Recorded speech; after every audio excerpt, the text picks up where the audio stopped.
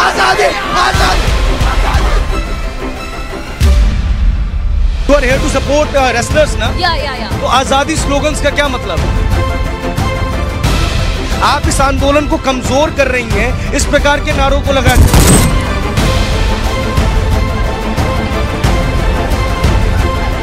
आपके घर में घुस के ये नेता अपनी बेटियों को उठा के ले जाएंगे।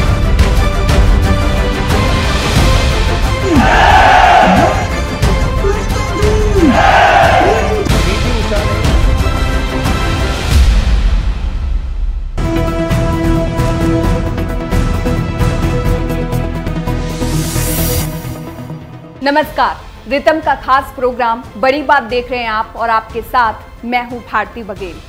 पिछले कुछ दिनों से भारतीय खेल जगत में एक भूचाल सा छाया हुआ है। कुछ महिला पहलवानों ने भारतीय कुश्ती महासंघ के प्रमुख ब्रजभूषण शरण सिंह पर शोषण का आरोप लगाया है। इस मामले में ब्रजभूषण पर सुप्रीम कोर्ट की दखल के बाद एफआईआर हो गई है। हालांकि ब्रजभूषण ने अपने ऊपर लगे सभी आरोपों को निराधार बताते हुए अपना त्यागपत्र देने से मना कर दिया है। देखिए, इंसाफ जंतर मंतर से नहीं मिलता है। इंसाफ मांग लेना है तो आपको पुलिस में जाना पड़ेगा, आपको जो है कोर्ट में जाना पड़ेगा। दिल्ली के जंतर मंतर पर पहलवान धरना अभी जारी है और वो अपने इस मांग पर अड़े हुए हैं कि जब तक ब्रजभूषण सिंह इस्तीफा नहीं देते और जेल नहीं जाते तब तक उनका धरना जारी रहेगा। करीब 2 सप्ताह से चल रहे इस धरने का आरंभ में उद्देश्य था ब्रजभूषण के खिलाफ एफआईआर करने का। एफआईआर हो गई है लेकिन धरना अब भी जारी है। अब इस बात पर जोर दिया जा रहा है कि ब्रजभूषण को जेल में डाला जाए, यानी कि ब्रजभूषण के खिलाफ आरोपों के साथ साथ सजा भी धरना स्थल पर सुना दी गई है। खैर, इससे भी ज्यादा गंभीर विषय यह है कि अब धरने का रूप स्वरूप उद्देश्य कुछ और ही नजर आने लगा है। ऐसा सोचने के पीछे कारण है धरना स्थल पर जुड़ने वाले लोग और उनके दिए गए बयान। आपने नोटिस किया होगा कि अब धरने पर कुछ राजनीतिक दलों के नेता कार्यक्रम से समय निकालकर पहुंच गए हैं। हरियाणा की खाप के नेताओं ने अपना समर्थन जारी कर दिया है और कुछ खाप नेता धरना स्थल पर नजर भी आने लगे हैं। हरियाणा के किसान यूनियन के कार्यकर्ताओं ने भी इस धरने में शामिल होने का बयान जारी कर दिया है। कुछ आंदोलन जीवियों को भी शाहीन बाग और किसान आंदोलन के बाद एक नया मुद्दा मिल गया है मीडिया में आने का, अपने सरकार विरोधी एजेंडे को आगे बढ़ाने का, जनता को बरगलाने का और अपने आकाओं को एक संदेश देने का कि वो अभी भी उपयोगी हैं। टुकड़े टुकड़े गैंग को भी एक बार फिर मौका मिल गया है आजादी आजादी चिल्लाने का। नतीजा यह है कि वो भी अपने दल बल के साथ एक हाथ में डफली और दूसरे हाथ में पैम्फलेट लिए वहां पहुंच गए हैं। आजादी आजादी आजादी आजादी आजादी आजादी। पहलवानों ने भी शायद यह कहीं ना कहीं नोटिस किया होगा कि जिस देश की शान के झंडे उन्होंने देश विदेश में गाड़े हैं, उसी शान को आजादी गैंग उन्हीं की आंखों के सामने छिन्न भिन्न कर रहा है, उसके चीथड़े चीथड़े उड़ा रहा है। आंदोलन किस बात से शुरू हुआ और कहां जा रहा है? अब आंदोलन में ब्राह्मणवाद से आजादी के नारे लग रहे हैं, हिंदुओं को कश्मीर से बाहर फेंकने की बात की जा रही है, धरने पर आरएसएस से आजादी का हल्ला मचाया जा रहा है, मोदी की कब्र खोदने की बात की जा रही है, अखलाक और पेरियार जिंदा हैं कहकर पूरे धरने को नया रंग दे दिया गया है, या ये कहें कि पूरे धरने को देश विरोधी और सरकार विरोधी तत्वों ने हाईजैक कर लिया है। यदि आप अपने दिमाग पर जोर देंगे तो शाहीन बाग और किसान आंदोलन का भी यही हाल हुआ था। धरने पर आम आदमी पार्टी, कांग्रेस और कम्युनिस्ट पार्टी के नेताओं की चहलकदमी बढ़ रही है। शायद उन्हें लगता है कि धरने पर बैठे पहलवानों को मिली हमदर्दी को वो अपनी राजनीतिक इमारत को मजबूत और चमकाने के लिए प्रयोग में कर पाएंगे। राजनीतिक पार्टियों द्वारा किए जा रहे समर्थन के पीछे एक और कारण है। कर्नाटक में अगले सप्ताह चुनाव है। कांग्रेस को इस चुनाव से बहुत उम्मीद है। वास्तव में उम्मीद ही नहीं, यह उसके लिए लड़ने मरने की स्थिति है। इन चुनाव में कांग्रेस यदि कुछ अच्छा कर पाती है तो यह 2024 के चुनाव से पहले कर्नाटक की जीत उसके लिए संजीवनी का काम कर सकती है। इसलिए कांग्रेस वो सब कर रही है जो वो करती आई है और करने में माहिर है। कांग्रेस के अध्यक्ष खड़गे सोनिया गांधी के पद चिन्हों पर चलते और कांग्रेस की संस्कृति को बरकरार रखते हुए मोदी जी को जहरीला सांप बता रहे हैं। कांग्रेस के कर्नाटक के नेता बजरंग दल को प्रतिबंधित करने की घोषणा कर रहे हैं। यदि दिल्ली के जंतर मंतर में धरना, विरोध प्रदर्शन नियंत्रण से बाहर होता है, वहां पर झड़प या किसी प्रकार की हिंसा होती है, तो उसका फायदा किसे होगा, वो समझाने के लिए राजनीतिक ज्ञान में डिग्री होना जरूरी नहीं है। एक और पार्टी है जो बेगानी शादी में अब्दुल्ला दीवाना बने हर उस जगह हाजिरी लगाने में माहिर है जहां उसे सरकार विरोधी भावना को भुनाने का मौका मिलता है। जी हां, हम भ्रष्टाचार के आरोपों से घिरी हुई अरविंद केजरीवाल और उनकी आम आदमी पार्टी की बात कर रहे हैं। आजकल अखबार, टीवी और सोशल मीडिया पर केजरीवाल का 45 करोड़ का शीश महल छाया हुआ है। इससे पहले आम आदमी पार्टी के मनीष सिसोदिया और सत्येंद्र जैन के घोटाले लोगों की जुबान पर थे।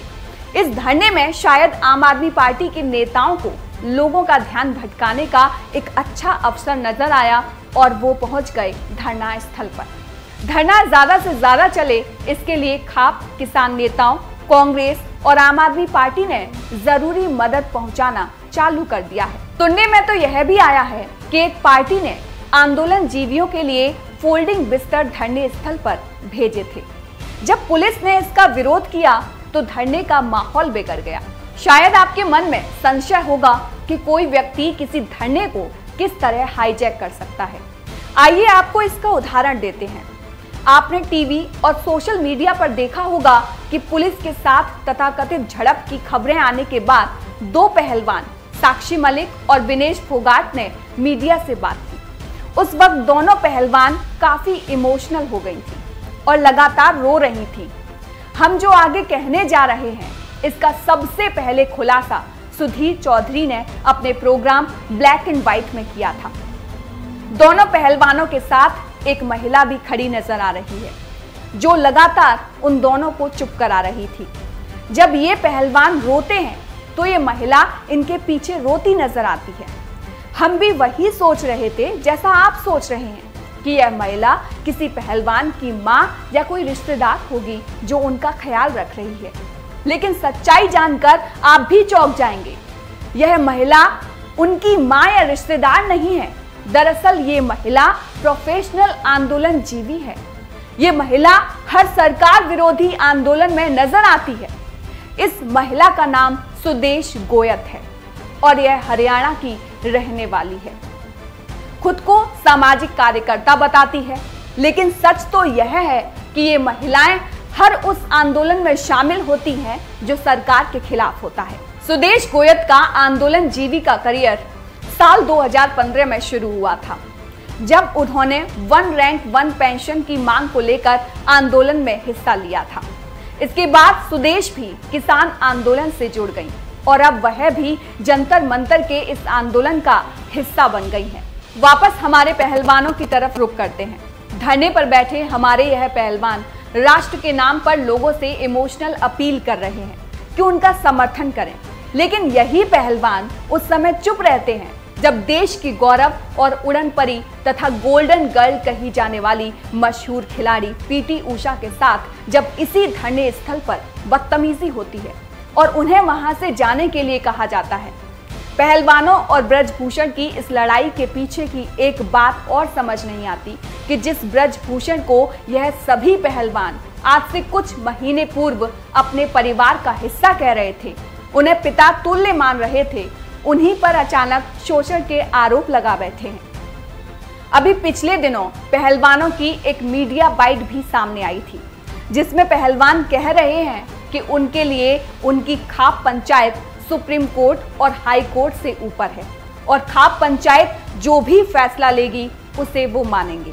यदि ऐसा ही है तो एफआईआर की मांग करना, सुप्रीम कोर्ट में जाना और यह कहना कि धरने से तब उठेंगे जब ब्रजभूषण को जेल होगी, थोड़ा बेतुका और असंगत लगता है। खैर, हमारा यह मानना है कि ब्रजभूषण पर एफआईआर हो चुकी है। कानून अपने स्तर पर जांच का काम करेगा। यदि ब्रजभूषण ने वास्तव में शोषण किया है तो उन्हें सजा मिलेगी। ऐसे न्याय में आस्था रखनी चाहिए। इन सभी पहलवानों ने देश का नाम विश्व में ऊंचा किया है, इसमें ना किसी को संदेह है और ना कभी होगा। कुश्ती के क्षेत्र में भारत का परचम विदेशों में फैलाने पर सभी भारतीयों को इन पर गर्व भी है।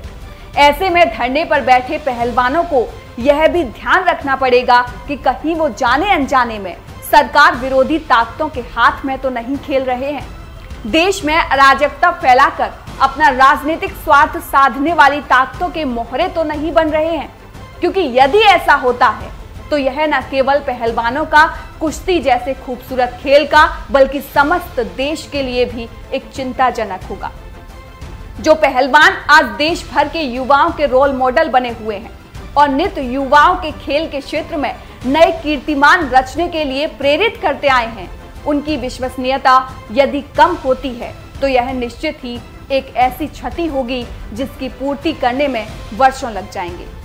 तो ये था बड़ी बात का एक बड़ा मुद्दा। आप सभी से फिर मुलाकात होगी एक नए मुद्दे के साथ। जय हिंद। आजादी आजादी आजादी। You are here to support wrestlers ना? या। तो आजादी स्लोगन्स का क्या मतलब? आप इस आंदोलन को कमजोर कर रही हैं इस प्रकार के नारों को लगा।